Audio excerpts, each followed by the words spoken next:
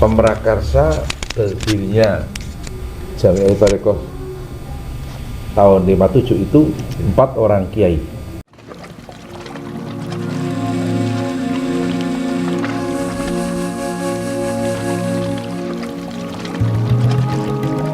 Assalamualaikum warahmatullahi wabarakatuh. Saudaraku sebangsa dan setanah air dimanapun Anda berada, masih bersama MNZ Video.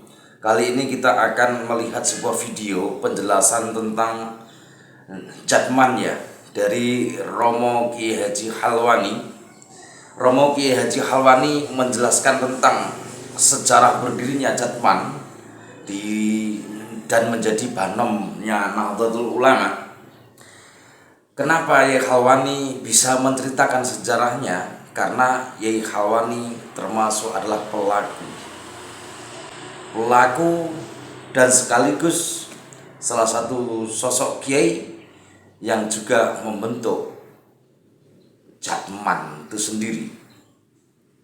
Jadi mari kita simak videonya, mudah-mudahan bermanfaat, jangan sampai di skip supaya kita itu tidak gagal paham saudara semuanya ya. Kita ikuti dawuh-dawuhnya beliau supaya kita mengerti benar bagaimana sejarahnya Jatman berdiri. Kita simak bersama-sama, ini videonya teman-teman. Pemrakarsa berdirinya Jami'ah Thariqah tahun 57 itu 4 orang kiai. Kiai Muslih Meranggen, Kiai Nawawi Berjan Purworejo, Kiai Haji Mandur Temanggung, dan Kiai Haji Masruhan Ihsan Meranggen. Semuanya itu Qadiriyah semua. Maka tahun 56 dibentuklah panitia kongres. Di perembukannya di Berjan Purworejo. Karena pendirinya itu orang Qadiriyah semua, maka kopnya berbunyi Panitia Kongres Alim Ulama Ahli Thariqah Qadiriyah Naksabandiyah Indonesia, begitu. Awalnya khusus Qadiriyah Naksabandiyah. Lalu bisa menjadi berubah Jatman umum gimana? Jadi terus itu ketuanya panitia. Bapak saya Kiai Nawawi. Ketua panitianya. Iya.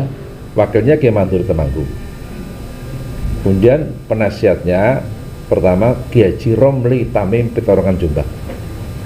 Penasihat kedua Bupati Gerobokan Andi Patokoy, Haji Andi Patokoy, kakeknya Haji Andi Melarangeng. Nah, terus kongres itu hampir batal karena biaya. Tapi karena bapak saya itu dulu satu kamar dengan Ki Khudri Tegarjo di Klasem, terus Ki Khudri tanya, kongresnya Thariqah itu pura? Bapak jawab, kayaknya rasi. Oh, Mbah Khudri, aja kaya ngono, wale-wale bukan ora situ mirang-mirangke. Mbah Khudri, sama saya, lah biayane kepiye? Mbah Khudri, wis aku sih golek biaya. Jadi yang ngeno biaya itu Ki Khudri Tegarjo. Walaupun yang jalan orang-orang Tarekat Magelang, Temanggung, Salatiga, tapi yang ngenop Mbah Khudri Tegarjo berbentuk in natura, beras, kelapa dan sebagainya. Berlangsunglah Kongres Tegarjo. Ternyata di luar Qadiriyah yang datang banyak, ada Syadiliyah, Sotoriyah, Qadiriyah dan sebagainya. Maka kopnya dirubah. Kongres Alim Thariqah Mu'tabarah Indonesia belum Jatman waktu itu namanya. Terus para ulama mencari figur Rais Akbar. Para ulama akhirnya ada istikharah. Lebih dari 3 kiai bermimpi sama alamatnya, melihat Kiai Haji Baidawi Abdul Aziz Lasem. Beliau adalah Sadriyah, merangkap Satoriyah, mengimami di Masjidil Haram. Akhirnya para kiai-kiai minta kesediaan Mbah Dawi menjadi Rais Akbar pertama. Tahun 57. Kongres Tegarjo. Kemudian ketuanya almarhum Kiai Haji Zubair Umar Jalan jadi Salatiga, mantan rektor YIN Semarang. Jadi Qadiriyah. Terus Kiai Usman menjadi ketua Tarekat Jawa Timur, bapak saya ketua Tarekat Jawa Tengah. Di sejarah. Nah, kemudian ketika sekitar 71 atau berapa itu, maaf ini, waktu dulu hebat-hebatnya Golkar itu kan, itu akhirnya ketuanya kan Kiai Mustain Romli, Pecenongan Jombang. Nah, dia kan Golkarnya kenceng banget. Nah, waktu itu orang NU kan masih pada kenceng di P3 gitu. Terus muktamar NU di Semarang, terus bikin Jatman gitu. Jatman itu ketuanya Pak Idham Khalid waktu itu. Jadi, tapi ketika muktamar Jatman pertama di Probolinggo, di Kiai Mino, Kiai Hasyim Kalikajar Probolinggo, itu saya kan ikut di situ, ikut rapat saya, sehingga Jatman itu tidak menghilangkan sejarahnya sebelumnya. Jatmi sebelumnya itu, dan pada tahun 57 belum dikasih nama Jatmi itu. Nama Jatmi kan semenjak Kiai Mustain.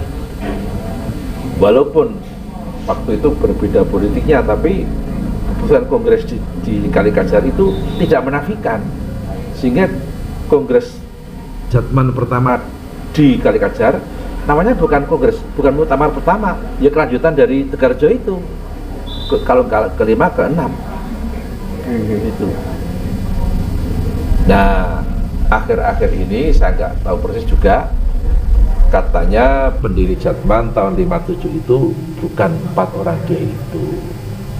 Katanya Kiai Dalhar Watu Congol, Kiai Sirat Payaman, Kiai Khudari Tegarjo, Kiai Abdul Hamid Kajoran. Maaf, itu nggak benar. Bahwa Mbah Dalhar, Mbah Sirat itu sesepuh Magelang ikut mendorong kongres pertama di Tegarjo, betul, tapi tidak dalam kapasitas pemarkasa dan pendiri. Apalagi Mbah Khudari itu bukan tokoh torekoh, beliau kan meng-backup dana. Lebih-lebih Mbah Hamid Kajoran, Bapak Gus Bakoh, beliau bukan Kiai Tarekat, itu Kiai Al-Hikmah itu. Itu sejak kapan Kiai? Sejak kapan itu ada sejarah yang berbeda? Maaf ya, sejak Rois awalnya Kiai Lutfi. Tahun berapa itu? Ya saya lupa, sudah 20 tahun lebih. Dan setiap muktamar itu diingatkan nggak pernah mau mengurus Jatman itu, untuk mengembalikan sejarah itu. Penyusun sejarahnya siapa?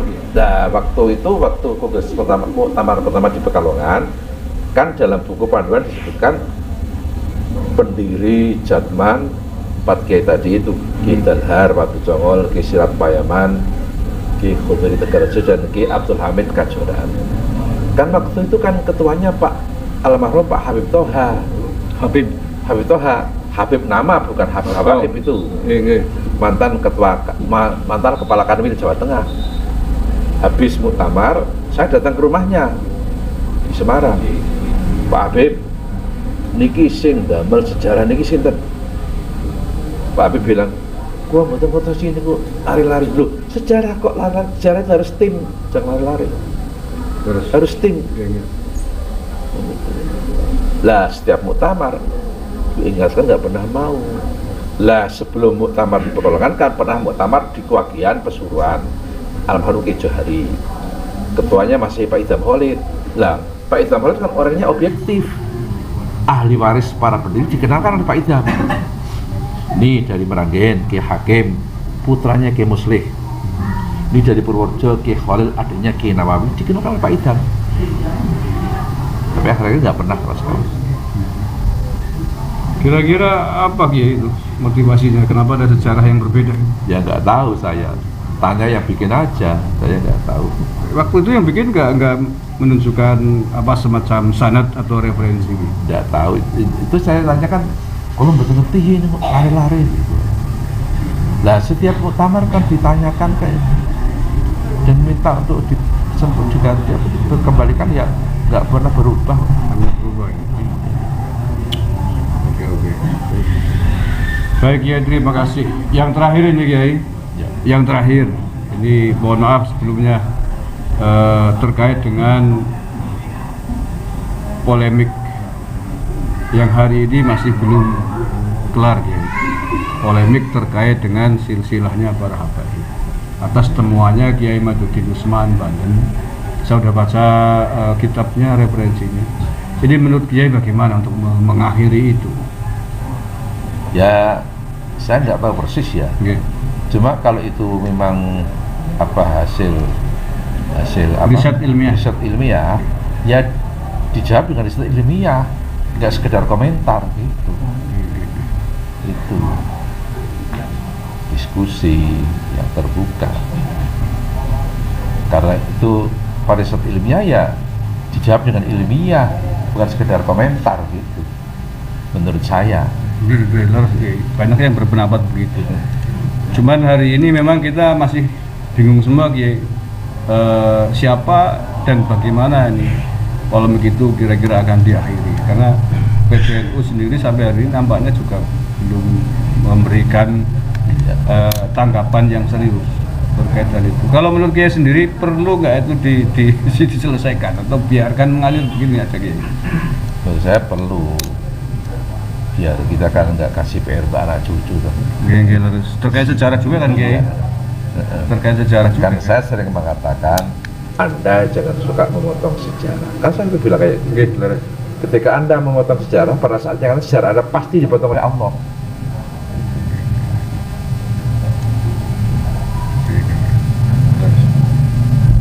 Dan nampaknya saat ini sedang terjadi gitu. Ya. Terakhir ada sesuatu hal yang penting mungkin yang Kiai ingin sampaikan di luar yang saya tanyakan tadi Kiai? Ya, saya menganjurkan warga NU yang belum tarekat untuk ikut tarekat. Kita tahu Mbah Hasyim Asy'ari pun tarekat. Jadi Mbah Hasyim Asy'ari itu guru syariatnya adalah Syekhuna Khalil Bangkalan Madura. Guru tarekatnya Mbah Hasyim Asy'ari itu talqin bi'at tarekat Qadiriyah Naqsabandiyah kepada Kiai Haji Mahfud bin Abdullah bin Abdul Manan di Pomenggolo, Termas, Pacitan, Jawa Timur. Jadi menjadi NU juga tarekat. Gitu. Saya punya bukunya yang menerangkan itu keluaran Pondok Tebu Ireng yang ditandatangani oleh Profesor Thaha Hasan. Ternyata Mbah Hasyim itu tarekat. Makanya dan Mbah Hasyim punya cucu pernah jadi presiden ya tarekat Gus Dur. Gus Dur guru syariatnya pertama Kiai Haji Fathah Hasyim Tambak Beras Jombang, kedua Kiai Haji Khudari Ihsan Tegarjo Magelang. Adapun guru tarikatnya Gus Dur tahun 83 talqin bi'at Qadiriyah Naqsabandiyah kepada Kiai Haji Son Haji Jibun Giwang Retno Serweng Kebumen, mertuanya Kiai Haji Asrori Kedinding Surabaya. Gus Dur juga tarekat. Ini sejarah misalnya. Dan untuk orang awam ini kan kita kan orang awam kayak kita ini kan doa sekian banyak kan nggak hafal. Ada jalan keluar. Allah kan berfirman dalam hadis qudsi, man syaghalahu dzikri an mas'alati a'taitu qabla ayyas'alani. Firman Allah itu, barang siapa yang sibuk berzikir kepadaku sampai nggak sempat minta apa saja, nggak sempat berdoa apa saja, aku kasih apa saja sebelum minta apa saja. Maka zikir bisa sebagai ganti doa. Biar supaya rutin ya pakai guru namanya tarikat. Menurut saya. Kayaknya itu saja. Maaf. Matur Kiai. Saudara-saudaraku sebangsa setanah air yang saya cintai saya banggakan, demikian bincang-bincang kami dengan Romo Kiai Haji Ahmad Halwani Nawawi, guru besar Mursyid Thariqah Qadiriyah Naqsabandiyah. Mungkin hari ini Qadiriyah Naqsabandiyah di bawah asuhan beliau yang terbesar di Jawa Tengah. Beliau adalah pewaris guru Mursyid Qadiriyah Naqsabandiyah generasi keempat Kiai dari Mbah Buyut panjenengan nggih, Mbah Sarkasi, lajeng Mbah Siddiq, Ya, Mbah Nawawi, ya, panjenengan nggih. betul. Terima kasih Kiai.